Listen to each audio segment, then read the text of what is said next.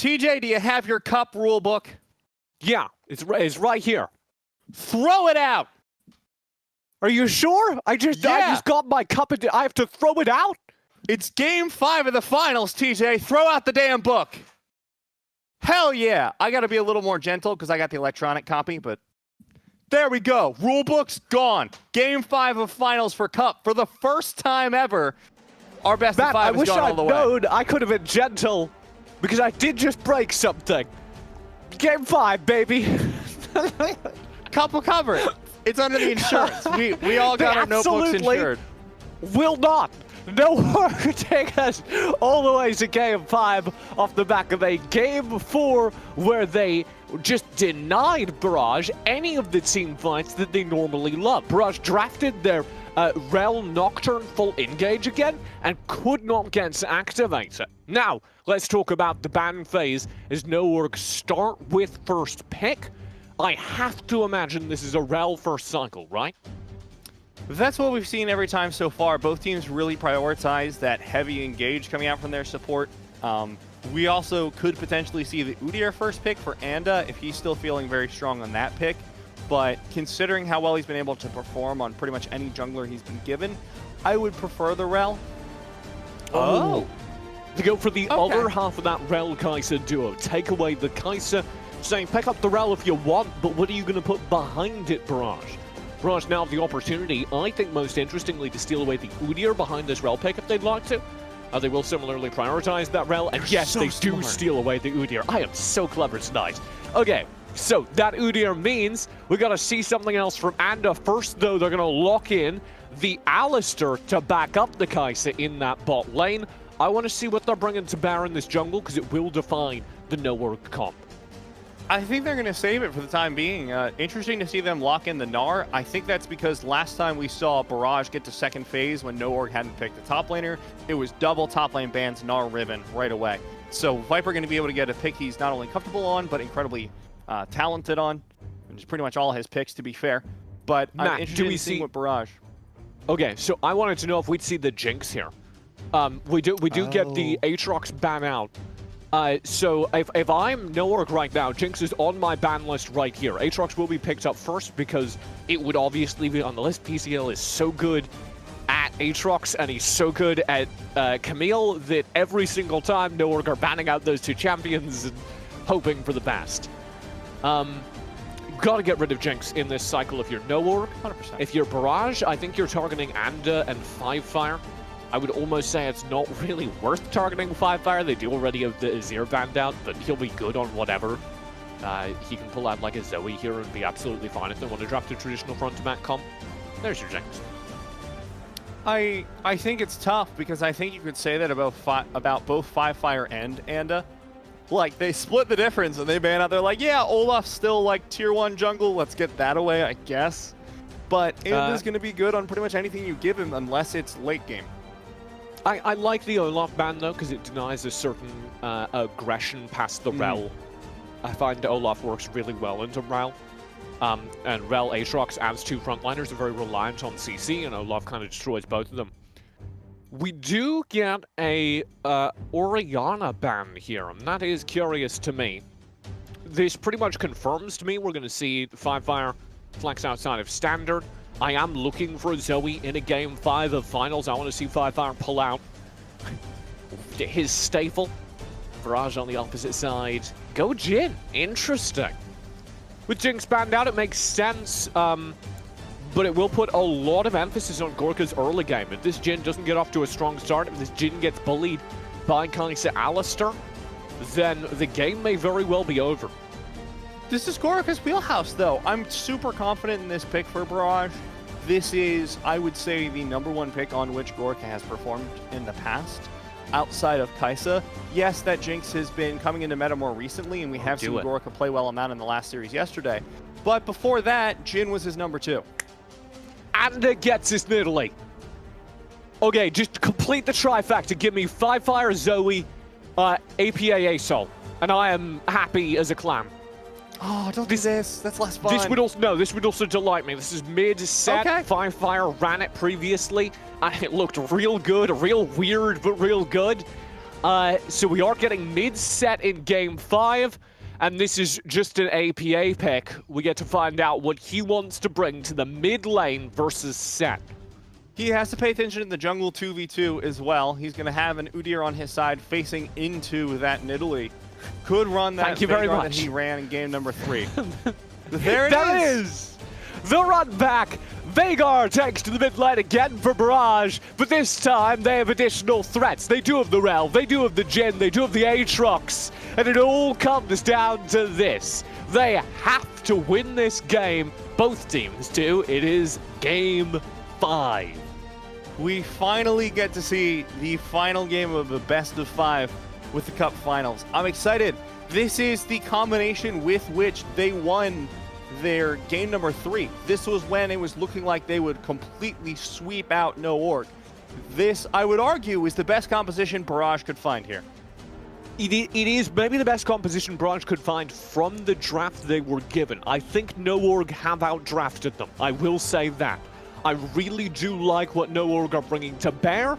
The pressure point to me is twofold. One, Nidalee from Anda, I want to see that blow Fnatic out, and I expect it to. Anda's Nidalee is the stuff of legends, and if Anda can get a significant advantage over that Udyr, I do worry that is all that No Org need to close things down. However, Barrage do have Veigar into Set, and that has to feel good for APA. If APA can get that Veigar rolling, we've seen what happens. We just need the early game here for Barrage to go okay, then their win conditions are online. On the other hand, if Anda does what he is known to do and run away with that early game in the jungle, things are looking mighty dicey here for Barrage in Game 5.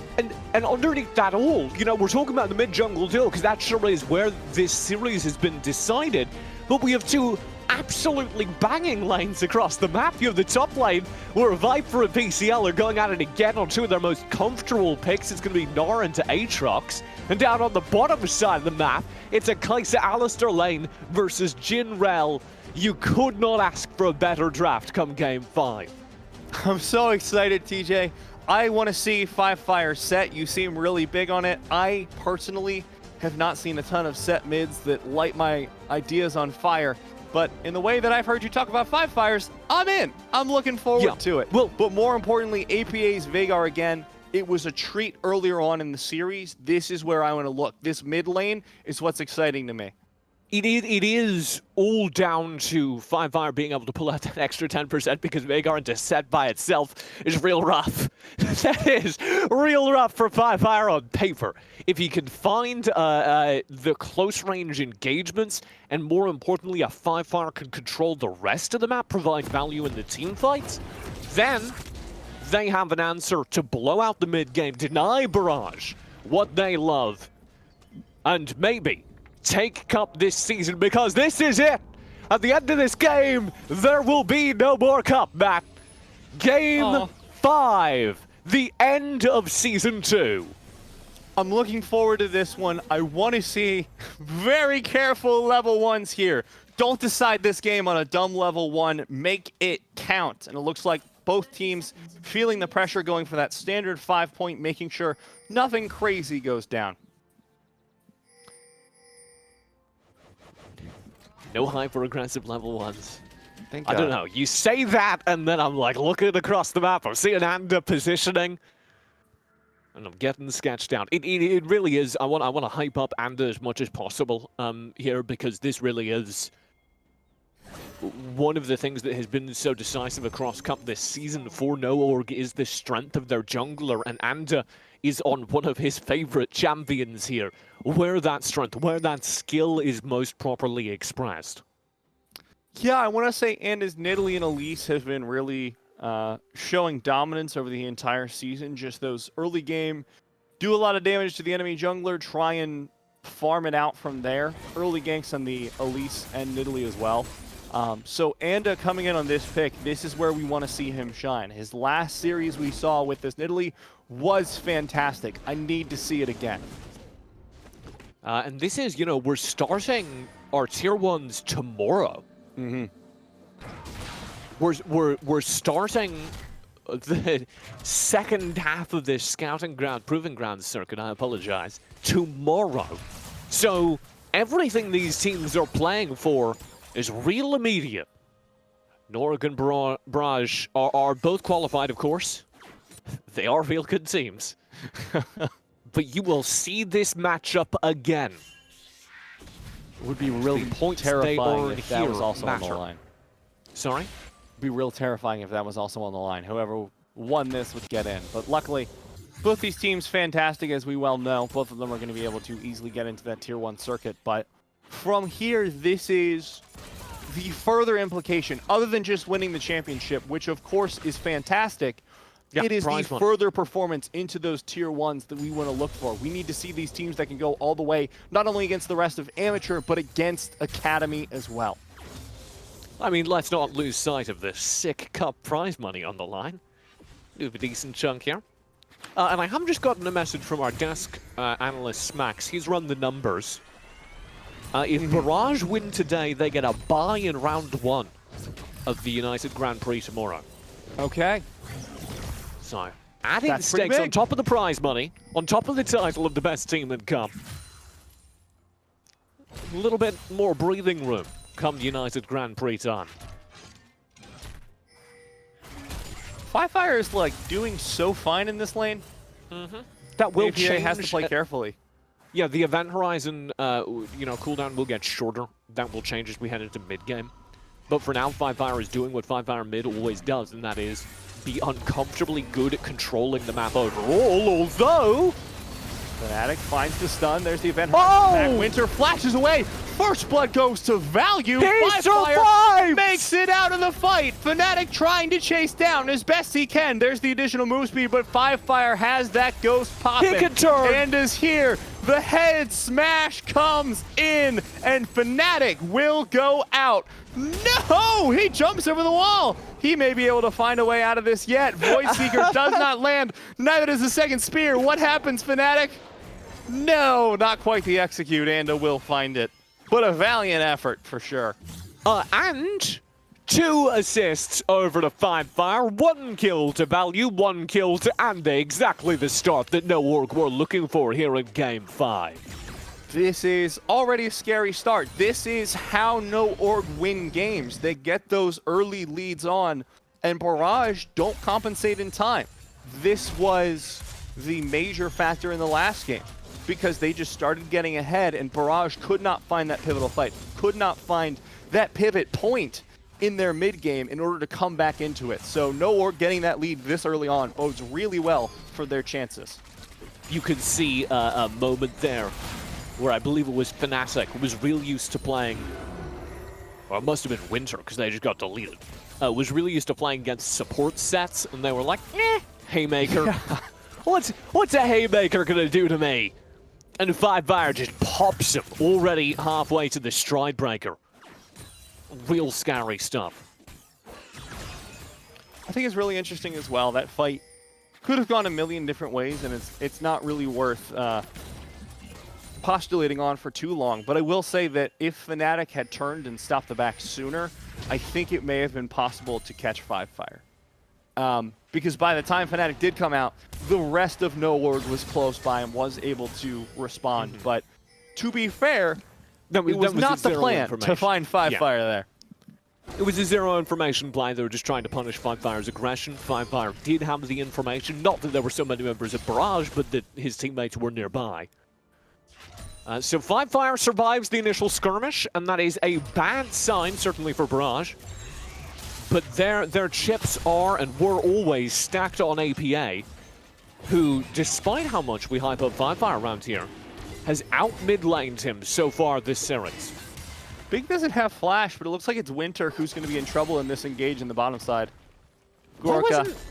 Why did they just... I don't know. I don't know. Firefire threatened to roam down, and that was presumably communicated.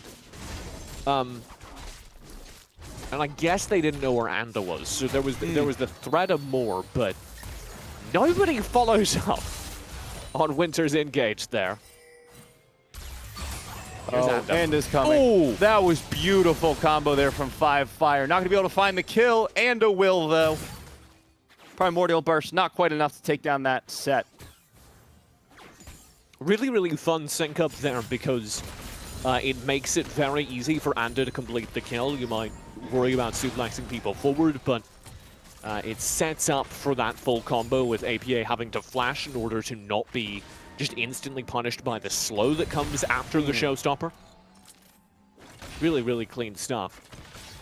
Here's Anda doing his thing. Yeah, this is Anda doing his thing. This is Anda with the early game, 2 kills passed over to him, shoving in, saying, I'm not scared of Fnatic at this point. I can beat him in the 1v1. That means there is no threat in this game that can stop me from hard invading. And once Anda gets into that mode, it is going to be very hard. It is currently very hard for Barrage to get back into this. It will be a struggle for them. They do have a way back in. Again, their late game is incredible just off that Veigar alone. But Gorica as well, we've seen what those later game Jins can do. Just the 1-2 combo to pop people. The problem is getting there, of course. And that is where they're currently struggling. NoOrg up 2k gold, but have been the ones leading the engages. This was something we saw early on in game number 3, where NoOrg was really just leading Barrage around the map by the nose. And I'm worried that this is the trend that is going to start again this game, because it has already started moving in that direction, where NoOrg are calling the engages. Yeah. And Barrage have consistently struggled at the macro, at the ability to define fights that their opponents don't want to take. And that is certainly what you have to be worried about if you're a Barrage fan, watching them lose, not just these early skirmishes, but the opportunity to define engagements. Because how do you start a fight now? Winter is made of tissue paper. If he engages any of these, APA doesn't have the damage to burst people down. You just have to wait. You have to try and find picks, but even the picks are going to be difficult. While in other games, 5Fire was so low health, so squishy, you could find those picks in the mid lane. A little bit of CC plus APA's damage was all you ever needed. Now this set is massive and a very chunky boy. There's no way you can just set up easy CC and kill him. What is this? Behind the tier 2, full engage, a face smash! He brings them both together, they get the stun, they get a kill, and very nearly Fnatic as well. What a insane combo from Barrage. This is the power of the Kaisa, being able to take that killer instinct into the backlines. As Big goes in for another engage, the re-engage comes in from Barrage, but I don't know if they knew what they were getting into. 5Fire is low, ignited, forced out of the fight, and at the very least, Barrage defend their mid lane and their players. Pretty important. PCL was obviously scrapping for a fight there, but was zoned off so quickly by the damage threat. Check this out.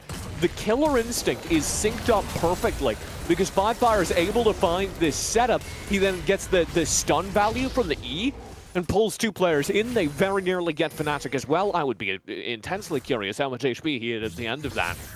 PCL and Winter do turn this and it looks real good, and then PCL starts to realize exactly how much damage is going to get pumped his way if he lingers in the front lines. Has to fall back. They can't get the trade. Now APA going to be able to get the blue buff at the very least. So this scaling that they have been going for is slowed down significantly. Not sure how many stacks APA has just yet, but I'm assuming nowhere near enough to get back into the game from this position. If NoOrg keep pushing their lead, and that's what they need to do, to be clear. Keep pushing this, keep the pressure on, and you will win this game. But if you ever let up, Barrage have a way back in. Barrage across the map playing safe, playing defensive. That is what they should be doing until they have an opportunity, like you say, to find that opening. What does that opening look like for Barrage? Well, same as it always does, team fights, and specifically team fights through APA and PCL. You're looking at PCL as probably the only member of Barrage who can take a hit at this point. So let PCL be your front line. Follow that through with the damage that APA will scale into if we wait about 3 minutes for this next Drake to come up. In the meantime, bottom lane, though, this is just going to be an uncontested tower take. PCL left all by his lonesome in the bottom lane. The Rift Herald was taken by Anda, going to be popped down there bottom while he has value in Big there as well. So this should be first tower of the game and a lot more gold in the already fed Value's pocket. Turret shop. Fnatic on the rotate. Barrage trying to get something back. They'll get plates here, but I think Viper alone can shove them off of anything more serious. And that Rift Herald down bottom is going to get another charge off. That's unfortunate for Barrage. They're going to lose a decent chunk of HP on that turret before PCL gets there to clean it up. Incredibly accelerated early game here by NoOrg. And TJ, I've been sitting here and thinking on a thought for a while, but we haven't had a lull state for a bit. I think Set W is the exact same animation as Everfrost, just bigger. I'm waiting to see after APA probably dies here. Ooh, good flash in. APA to back away. Big will find the stun up. The Pulverize sets things up for 5 fire. And you're right, he's got the setup and the follow through. APA is dead again. 0-3. This is the story of this mid lane. This is how NoOrg are pushing their lead, and nobody has challenged them. Nobody across the map is finding anything else. Look at top side. Viper's hard pushing that tower and finding success. Bot side, all PCL can do is shove out that wave. Sure, you get a little bit more farm onto your top laner, but what advantage are you finding? What are you finding to counter the pressure that has been put on your mid laner? So far, Barrage have found nothing. If you're just joining us, you missed the game Barrage won entirely off of APA dominating in mid lane. You missed the game where Barrage lost for the first 20 minutes and then APA had arrived at such a state it didn't matter. If you're just joining us, maybe you've just finished watching the LCS, you had an experience that NoOrg won't have, because NoOrg will never forget that game. As evidenced by the way they are playing this game 5. APA is not getting a single opportunity here. He is being torn out of the lane. He's getting absolutely bullied here, and he still doesn't even have his mythic.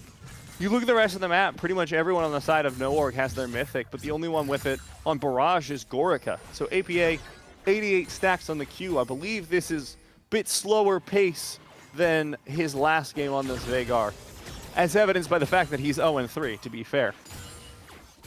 Fnatic and APA looking for something here in the top lane. Viper spells it. Winter's here too, and they're just not going to find him. Oh, maybe no, not. he's gone. He's been baited. He's gone in for the turret. Okay, 3v Viper. Over the top, Meganar active, stunned up, flashes over the event horizon. He gets away! He's out! He's out, and the mid lane turret's going to fall to NoOrg. This play that Barrage spent so long trying to set up fails on them, and now PCL, stuck between a rock and a hard place, has to jump over the ocean wall. He's just going to be chased away from that dragon, which means there's no one there to contest. Pops the World Ender. Doesn't know how long he's going to be chased for, so God knows when he can back. And look at this. Ocean Drake going to go over uncontested here to the side of NoOrg. Yet more advantages stack up here. This game 5 is looking very, very clean for NoOrg. After trading back and forth, the expected favorites in game 5 seem to have finally stabilized. It is worth noting that there is a point of stability here in Gorica. I feel like, you know, we've talked about where the map is falling apart. I know it's damning with faint praise, but Barrage still have their AD carry in the game. The problem is finding a fight where he can exist. The problem is finding a fight where he gets to actually use that damage he's built up, gets to use that Gale Force offensively, because right now, Barrage have not even found a fight. Full stop. Yeah. They have found points where they're being fought, but they themselves have not initiated a fight that has turned into anything. The best attempt we saw was that 3-man gank on Viper up top, and it did not resolve into anything. We're going to drop into a pause here. I don't know why. I'll get back to you as soon as production lets us know. But in the meantime, you get a beautiful view. Oh, you get an even more beautiful view of your two casters for the evening. It has been a truly incredible series to get this far, and I think I just want to start there whilst we wait for Fnatic to restart. I think that was what we just got told. Slightly more severe than that, TJ. Fnatic's power went out. So well, that's real rough. Oh dear. Udyr, actually. Oh, I like that. That was you caught the pun. Yeah. Because just in case. I like that production's giving us prompts. Just like, do you guys want to talk about this Udyr skin? I'm like, yeah, I do. Kind of. Yeah, it's a sick skin. I'm really impressed, I think, over the course of this series by what has happened from Barrage to adapt and to bring this long, because game number 1 looked like this, right? NoOrg started things off just dominating. And then we got to see Barrage fight back, and it was through the stellar team fighting that things were brought close. And I think that is what we want to see. You know, we've been pointing to, as we get to the end of the game, that Veigar will scale, that Veigar will do fantastically, and just wreck house. The problem is getting to that point, right? That is where we have been struggling so far, and it's a lot off of the tempo that has been set by Five Fire and Anda. Viper and the bottom lane have been doing well to their roles, but really, as we have seen with NoOrg, a lot of the tempo is set by that mid-jungle duo. I want to maybe take us more broadly, and we do have space here. So I'm gonna ask, because I think this will be a little bit of a longer pause, if we can bring in someone from the desk, maybe Cubby or Smacks if they're available. Cycle them in. I want to talk more broadly, because this is an opportunity to kind of retrospective on the entire Cup season. It has been one of the most important seasons in amateur history. Hey, Cubby, how are you doing? I'm good. How about you? I don't believe we can get you on stream, so I apologize. People will miss your beautiful face. They don't need to see that anyway. I mean, I liked it better when like APA's Viger was over my face, right? Maybe for game 3, not this game. Well, it's too dangerous to put us next to each other anyway, because we've kind of got the same haircut. Who knows? That's true. We were just talking about, this has been, I think, one of the most important seasons in NA amateur history, because we do, of course, have the new Proving Grounds coming through. And not to put too fine a point on it, but we are at the very end of Cup Season 2. Do you feel like there's been a shift, and I'll pose this to you as well, Matt, do you feel like there's been a shift in power dynamics here? And especially with these two teams playing in the finals, is there maybe something viewers need to look forward to coming in? Oh my god, tiny Cubby! Look forward to coming into LCS Academy next year, coming into LCS in 2 years. I'll start with you, Cubby. Yeah, I mean, I think that like the change of format and the fact that like we now have this wall broken down between academy and amateur, we always thought about, you know, what would the top amateur team do against academy, and we actually get to find that out.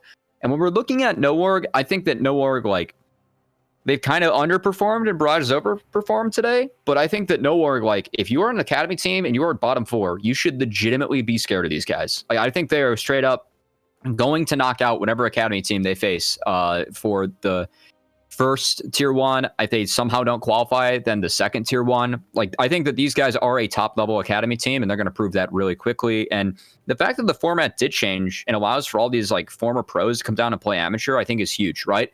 Because these guys have every single right and reason to fight for the LCS too, even though they were there previously. Like, they have every right to fight to get back, and watching players like Viper really have a renaissance down here has been great.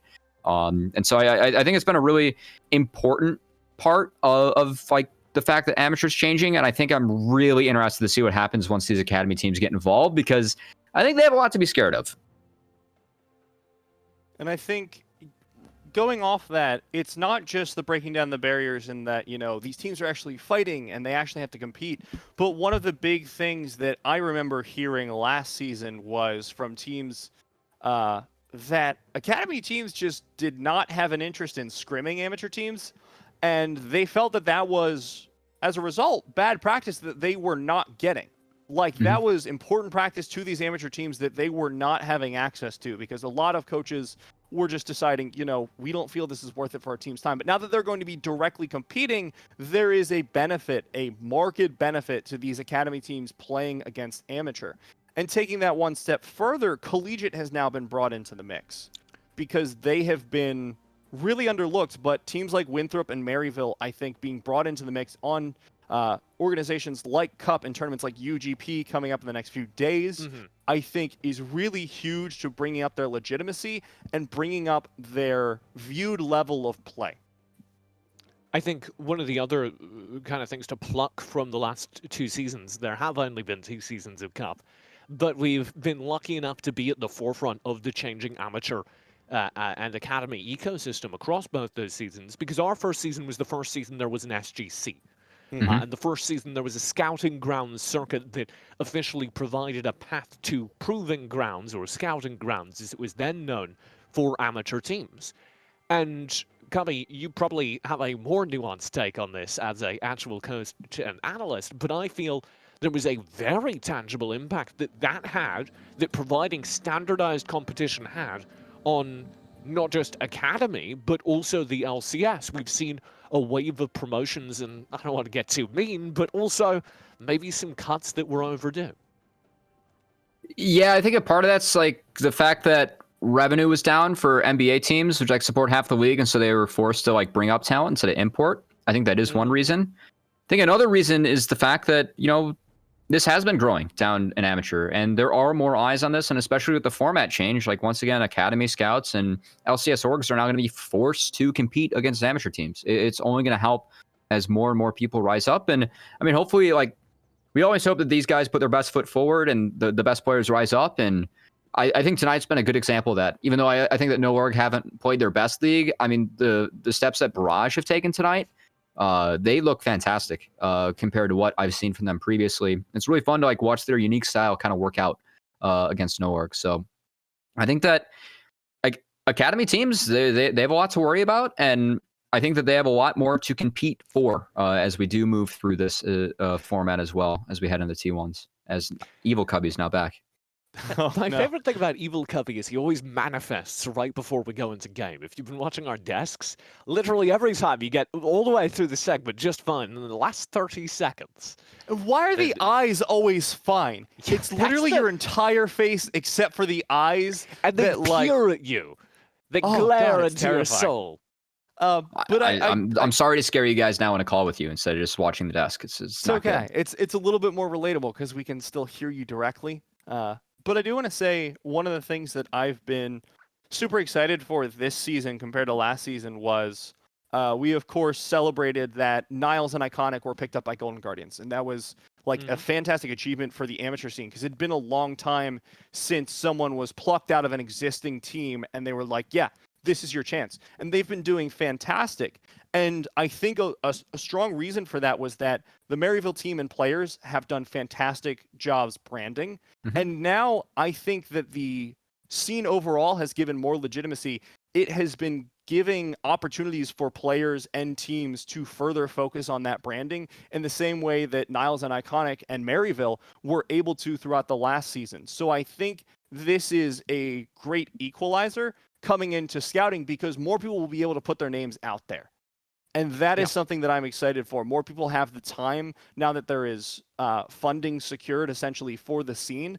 These players have these chances to say, okay, I'm getting to play my matches. This is a set. I'm no longer having to be like, well, I'm either playing one match this year or 74.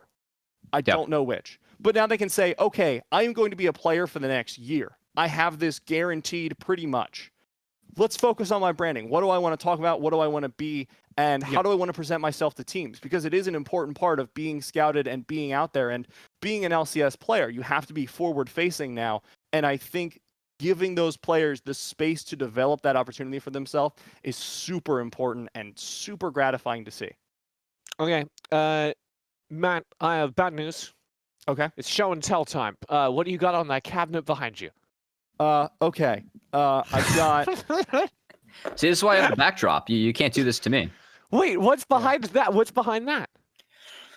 A dirty room. Still? Oh. Cubby's So I've hiding got- his dirty laundry, somewhat literally. I've been waiting for an opportunity where we actually have the champions in a game so I can be like, you know, the Kaisa in the bottom lane was really great, but the LeBlanc was coming down and consistently just ganking away. And that caused a lot of issues for them in the later stages of the game.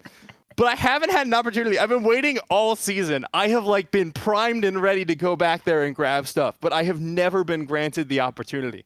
I also have plushes because I really find it amusing when I imagine they're teaming up on something. So they were fighting a really big caster minion. They were not winning. Did you get? You know, there's a caster in the scene named Random Caster or Random Minion Caster, by the way. There you go. RMC, yeah. That's him. Matt, did you? This is important. You, of course, worked for the LPL. Did you get all this merch as a result of working for the LPL, or have you just purchased it? Discount No, code. I got a different set of merch because of working for the LPL. There was an employee sale, and they were like, okay, here's what the Chinese office has left. You get like 30 to 70% off on all of it. I was like, cool, shopping spree, let's go. That's how I got my FPX jacket.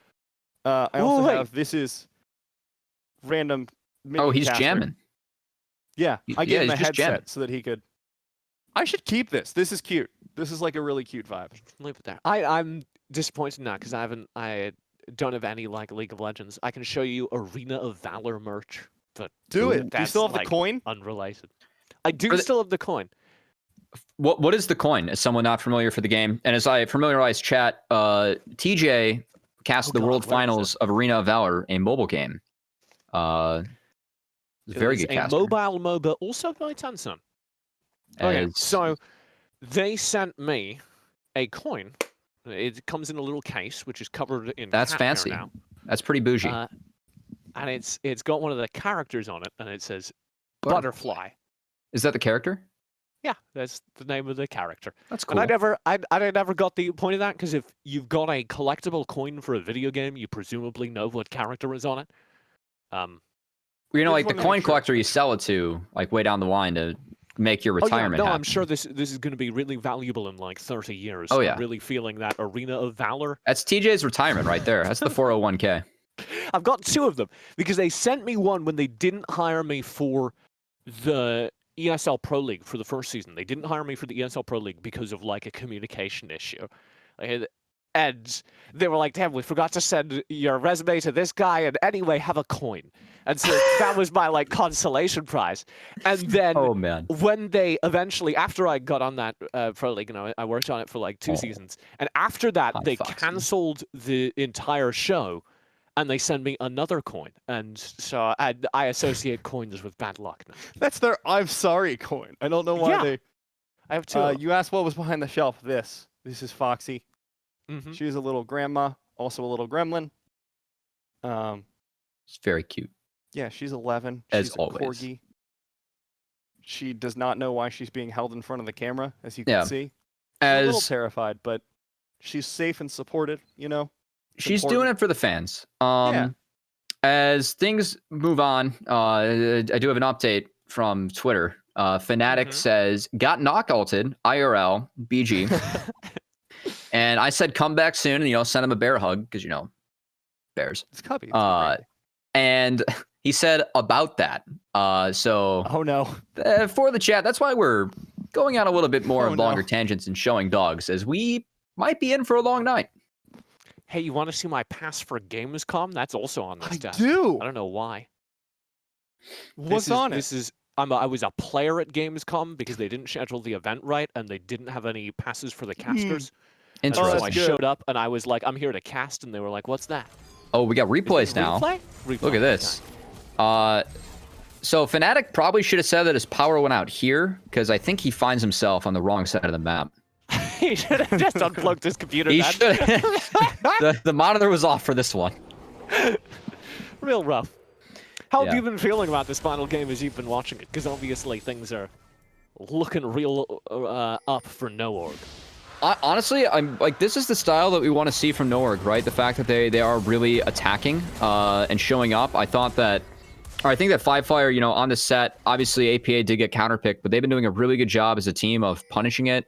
They've got a 5K gold lead at the moment. This is kind of the style that I expected NoOrg to come in with, and why I was, kind of pitching on the desk, like, why aren't they playing stuff like Nidalee Elise? Why aren't they, going hard early to like play around mid or top? And it's good to see him play it now in this game 4 and 5, I should say, as they had to fall back in a little bit of comfort.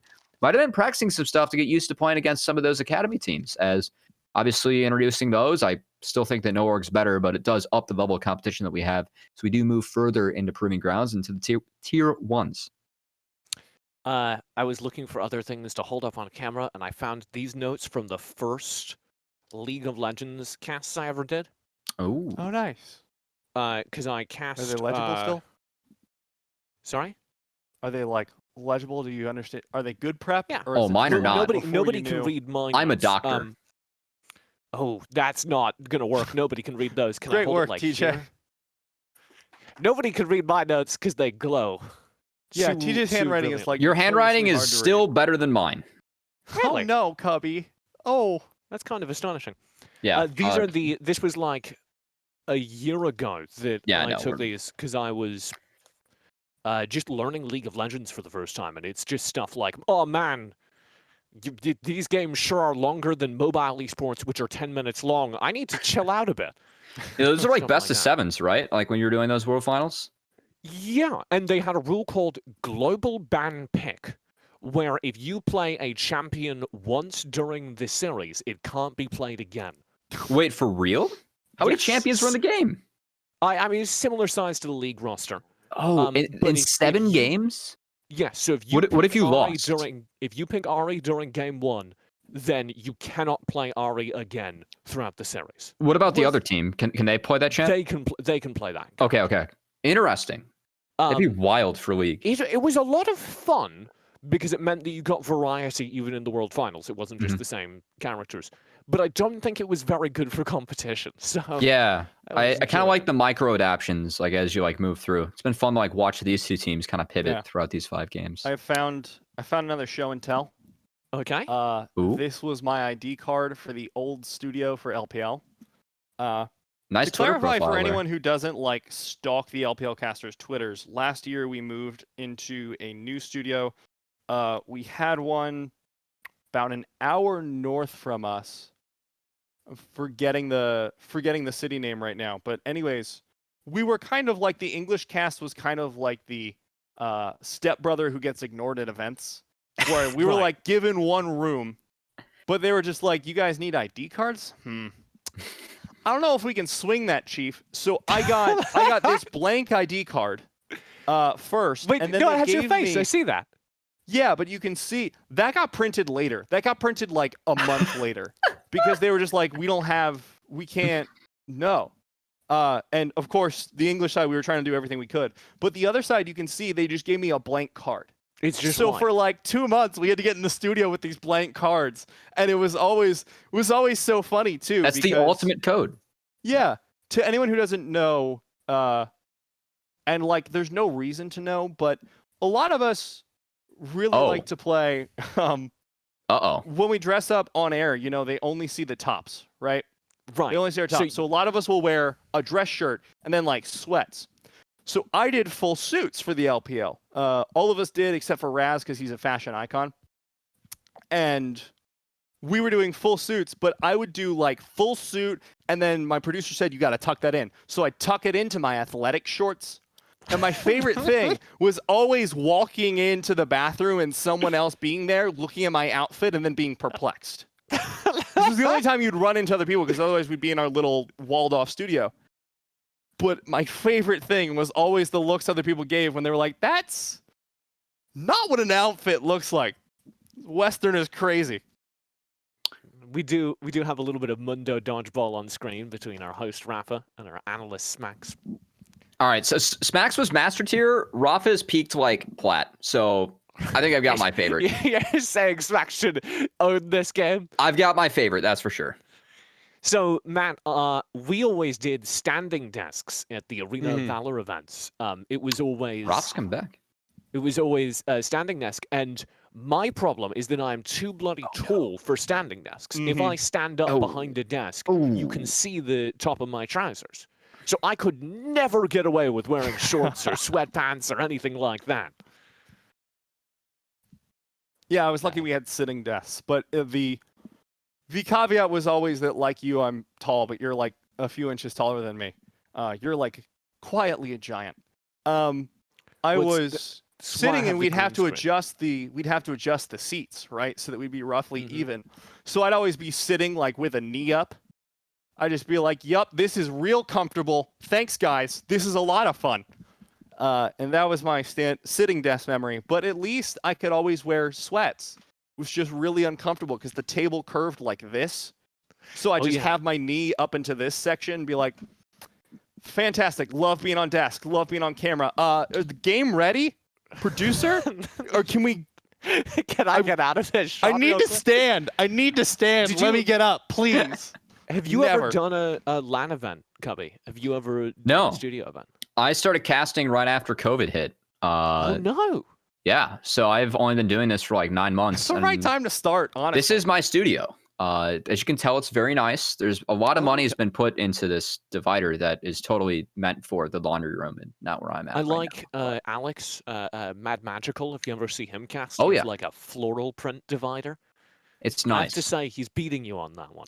Oh no, for sure. I mean, he's also has like the fancy like Hawaiian T-shirts and like all that stuff, like with the fun patterns, kind of like what Niberia has on right now. So I've got to pick up my fashion game. I'm a little bit too Pete Buttigieg with sweater vests, but we'll figure it out. I'll catch up. So what's been your learnings? Because you went from like coach and player, you were the best brom in North America. What's the process of being a caster? What have you learned? Practice with TJ a lot. That's the key. No, but I paid him to say that.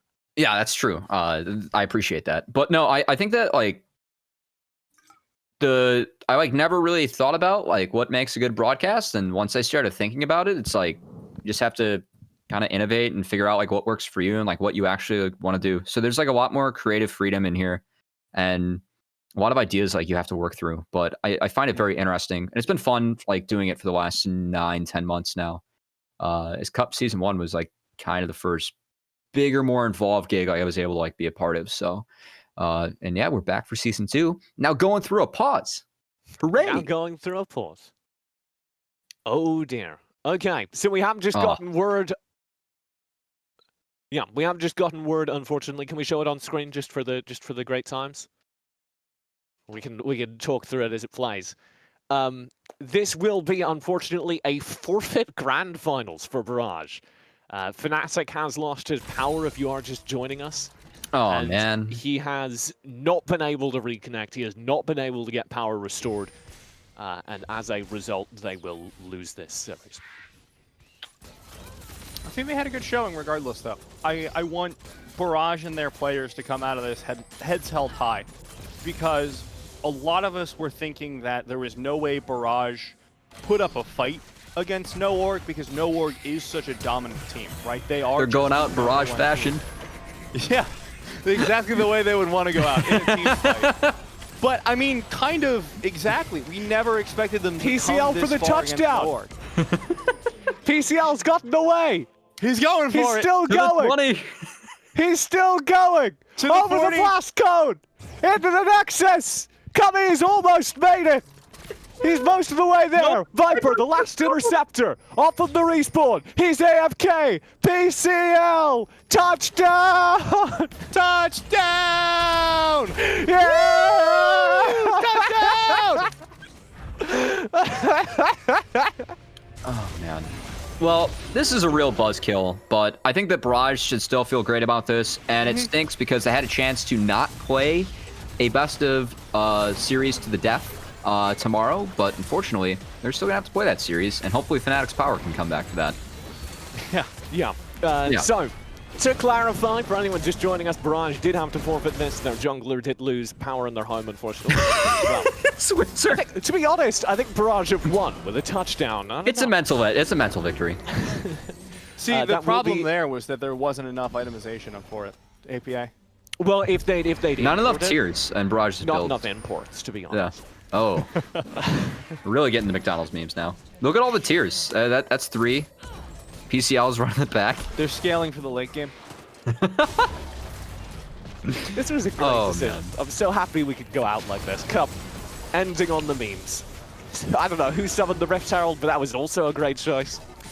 So, Challenge is Uprising Season 2, and not with a bang, but with a bottom text, as they managed to close out the game. I think, to be fair, this was probably NoOrg's game. I don't think we changed the results, but you still would have liked to see it play out. It still sucks. This will be 3-2 in the overall series scoreline, as NoOrg will close things out. They are your Challengers Uprising Season 2 champions. Bye. Bye, Cubby. Bye, Cubby. It was fun. Apparently you're getting kicked out. Sorry. Our producer said say goodbye to Cubby, so I assume he's going to be taking out back. I assume he's going to be taking out back. Yeah, we are on the same page as ever, Matt. This was a great time for us to cast. Matt and I took the opportunity this season to try something a little more spicy. We don't have a set, play-by-play in color. We're mixing and matching. We're doing it over sometimes incredible internet lag, and it was a true delight to get to lean into that.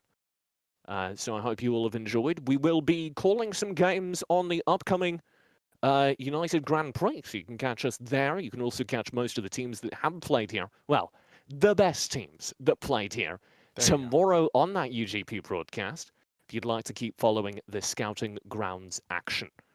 There is, of course, a final breakdown of the series, a recap of all the cup stuff, and a good time. So please do hang around as we throw things one last time over to Rafa and the lads on the desk. If they won this game, they won't have to do that. But yeah. Yeah. All right. Hey, guys. Well, we are on and live. A really scuffed introduction, and my apologies, but we do have We're catching up with our guest. Yeah. Yeah, that's right. We have Fire with us, who's joining us here on the desk. Congratulations. Hello. Thank you. Yeah, unfortunate circumstances, but it is what it is.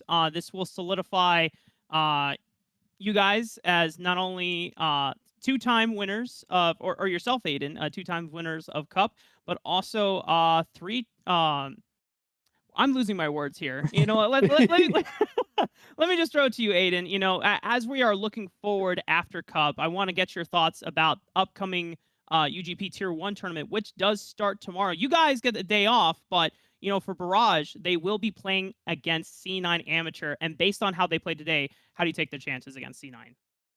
Barrage has been the team who's given us the most trouble by far. We basically have dropped one game. If you look at all of our past series, we've dropped like one, maybe two games. One to AP Twitch. Yeah, exactly. From against teams other than them, and they've taken us to game 5 in both of the best of 5 series. So, definitely unfortunate the way that this series ended. We were well poised to win, so at least it wasn't like, we were down and then had to make them forfeit or anything like that. But I'm confident that they will bounce back and that they'll show up tomorrow, and we will see them either in the Tier 1 or in Proving Grounds.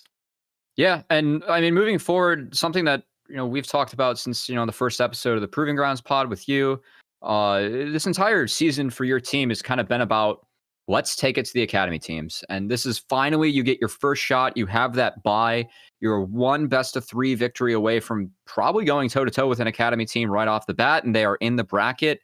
What are you looking forward to between TSM and CLG? Do you have any preference about which team you want to go up against and face, or what are your expectations as well for playing those teams? Well, we actually already know what team we're playing. We very quickly started doing the math after the match, and if we beat either Evil Geniuses, Prodigies, or Maryville, we will be playing CLG. Which I still don't know who they're using for their mid laner. I don't know if they're using RGS or Pobelter, but either one of those out on the sheet. Either one of those will be exciting for me to play against. And this is like you've said, this is kind of what we've been waiting for.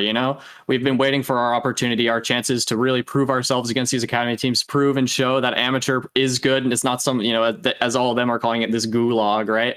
Like they're gonna, if they want to call it a gulag, well, they're going to get beat up in the gulag, right? So we're definitely ready to play them, and we're excited to see how it goes. So you guys. Now that you've rebranded to No Org, you've yet to lose a series. Do you think that is very likely to continue in UGP as well? You think you're going to take that entire tournament as well? Because that's just a bracket. That's no Swiss nonsense or anything. Straight to the death. Yeah, obviously you're moving from Tier 2 to Tier 1. These games are probably going to get a lot harder. You've got only the top of the top teams that are going to be there. So far we've pretty much demonstrated that we can beat all of them, though. Evil Geniuses, Prodigies, we've beaten Barrage twice now. Really the only team we haven't played, funnily enough, is Sola Fide. Who a lot of people would consider kind of like our sister, like our adjacent team. So it'll be interesting to see if we play them. But otherwise, I think we have a good chance. I think we have a good chance to keep going. Maybe not undefeated in games, but still undefeated in series, hopefully. Yeah. I do want to shine a light on, another amateur mid laner. You went up against APA today. I know that from the desk, it feels like APA, like as an amateur player, you are the test, right? As being the 2-time champ of Cup and now amateur. It feels like APA has really stepped up his laning phase, and he's known for making plays around the map. what do you think of him like as an opponent? Obviously it was a pretty close best of 5. You guys both got the best of each other for each game. Is he one of the better mids that you faced down here in amateur, or do you think that there are like still other mids that you're a little bit more scared of? I do have to give him a lot of credit. He's improved a lot from where he was even just last year. Being able to pull out things like the Veigar and still play them well, which are very different to his normal, like, counter pick. Yeah, exactly. I was like, what the heck is this? What's going on? So I think he's definitely improved in that regard. He's still got a ways to go. He's still got to pick up some of these other champs and keep refining these play styles that he's learning. But no, definitely lots of respect to him. And then I would like to say there's other mid laners that I'm scared of, but I haven't really played any. I haven't gotten to play Tuesday. Like I said, haven't gotten to play any of the academy mid laners really, aside from Yunbi. So. I think as far as I'm aware, I'm still on top and I'm still the guy to beat, and good luck to everyone who faces me. Wouldn't have it any other way, 5Fire. Before we let you go, 5Fire, I do have one more question to ask, and then you feel free to plug yourself, shout out to any fans and whatnot. I'm doing a little bit of a bracket prediction with a colleague, and I currently have you guys in the winners finals against TSM Academy. So you would be facing against Sword. How do you take your matchups against the new TSM Academy mid laner? Honestly, I think I have a good edge on him. I think even though he's in academy, he hasn't been playing for very long. He's still pretty inexperienced. He was in the TSM like developmental something for a long time, but I don't really know how much practice he got. Yeah. But I'm definitely excited to see how much he's improved over the past few months. Because last year I think I was definitely a step ahead of him, but we'll see if he's been able to close the gap. All right. Well, that will do it for us on the desk. 5Fire, before you go, feel free to plug any of your socials and let us know how else we can find you, your No.org teammates. Oh, yeah. So shout out to all my teammates. We got Viper, Onda, me, Value, and Big. All of us are on Twitter. Viper and everyone streams on Twitch a lot too. I'm personally on Twitter at 5Fire League, and I don't really stream, but my Twitch is 5Fire if you care. And honestly, guys, thanks everyone who shows up and is supporting. There's been some crazy stuff going on in this past week. People talk about imports, people talking about native players and things like that, import rules and whatnot. So thanks everyone for supporting us and letting us continue to do what we love to do and giving us a chance and giving us a look at. So shout out to everyone for that. We saw you bust out the Uncle Sam Rise, that's for sure. A little bit of a shout out to NA talent there. But yeah, it's been great to see you, and best of luck moving forward to the T1s as well. I know we're all really looking forward to seeing you guys compete, as you are taking the #1 seed from the amateur circuit into Proving Grounds. So best of luck for UGP, and we'll see you there. Yeah, and final shout out to my coaches Stunt and Zig. Those guys are both insane. They're doing really well. They did a huge part in turning our team around. There we go. Thanks again, 5Fire. We will see you on Tuesday when you play on UGP. But, ladies and gentlemen, oh man, Smacks and Cubby, we had a hell of a ride for Season 2 on Cub. I want to get a couple last words and thoughts here, because we do have something special planned for the end of the broadcast. But before we get into that, I'll start with you, Smacks. Any last thoughts as we wrap up the final Tier 2 tournament and then look towards the beginning of the Tier 1 tournaments for this first Proving Ground circuit? Yes. I am Mr. Mundoverse. Don't forget it. Oh, okay. There we go. But no, seriously, it's been time in hand. That's what it's all about right there. Value. Yeah. Seriously though, it's been a pleasure casting through and being a spectator for all these Tier 2 tournaments in Proving Grounds. This has been a very fun format, very loaded format, as we have a lot of games back to back. We're not wasting any time starting up tomorrow for Upsurge or Unified Grand Prix, excuse me, as we do get into that one just tomorrow. So I better see all of you guys over there in that chat as well, because the Tier 1s are starting up, and that is where things really start to kick off, where we do get into these academy games and everything of that nature. But yeah, for the Tier 1s, for the Tier 2s, this has been a really, really fun time. A shout out to all the people over there at Riot, for putting this new format together, where we do get to be a part of the academy season as a whole. It's been really cool. Thank you, Ice Chest and Whooply. Yeah, specifically. I mean, I think wrapping up here, this is a big next step for amateur, right? Now we get the academy teams in, in the tournament. Yes, we had GGA for this. That was very unique and a good chance for them to get some experience and for the amateur teams to stack up. But and there's one thing we've learned and one thing I've seen from those academy rosters. I mean, TJ and Iberia were just talking about how a lot of youth is in academy. There's a lot of experience in amateur. And I think that a lot of the fans that may have not tuned into all these streams and are not diehard amateur fans are really going to be surprised at some of the talent that we have down here. And I'm very excited for that. And besides that, I mean, thanks to anyone that's tuning in and supporting an amateur, right? These players, they need more views. They need all the help they can get to try and make it to the next level. And we want to make sure that the best players can rise to the top, no matter who that is. So anyone tuning in here and supporting it is a blast. And it's been a lot of fun being on the broadcast once again and being able to hopefully do our best at, bringing the most objective takes and kind of being the journalist that we can when it comes to, telling these players' stories and making sure that we're trying to be on the nose. And it's been a blast to watch a lot of these teams perform. Even the teams that didn't make it that far in Cup, I've still been really impressed with some of the individual performers as well. So I think it's been a really fun tournament so far and really excited to see what happens as we're going to have these teams qualifying for Proving Grounds in less than 2 weeks now. So I'm excited to see who makes it in there first. When it comes to thanking people, obviously Production. We're thanking the players, we're thanking the teams for, playing their hearts out and competing in even though this is a step up of last year's Scouting Ground Circuit format, there are still some difficulties about back-to-back games and tournaments as, we're heading to another one tomorrow, right? So these players and teams have no rest. So, huge shout-outs to them. Huge shout-outs to the fans that have been supporting this scene. Huge shout-outs to my fellow broadcast staff members for also, we're going through this same schedule. Shout-out to the production as well for, Production, run your graphic again. Yeah, production. Put your faces up there. Yeah. But wow, this is what I wanted to say. There are a lot of people that do not get a chance to we really get to really say thanks to. A lot of people, it's not just the production and not just the broadcast on your talent, but it's the marketing staff, the TOs, the video editors, the graphics editors. A lot of people that don't really get their time in the spotlight do so much work for us here, not just on Cup, but throughout the other two tournaments as well, and they just don't get enough credit as we deserve. So we really want to give them a huge shout out as well, because they have gone through hell multiple days and spent many sleepless nights making sure that the tournaments could run as smoothly as Sad possible. hours for Doc. So, really huge shout outs to all of us, and we really do appreciate you. And on behalf of us all, it's been a hell of a ride. Thank you so much for tuning in to Season 2 of Cup.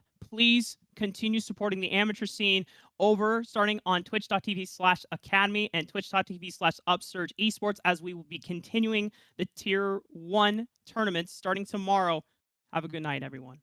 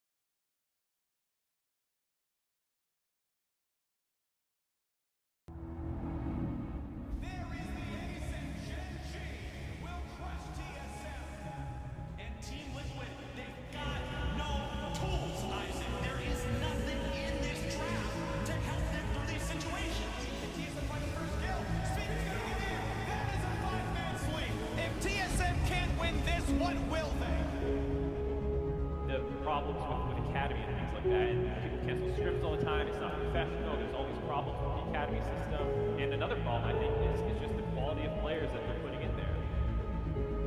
Hello, everyone, and welcome. This is our first showcase of the Proving Grounds talent. Mine, Flash. Chris, that's already 2 down. They're getting to reset themselves. Look at this slicing down. Oh my God. Again! 30! Solafide will be crowned the top dogs in the North American amateur scene.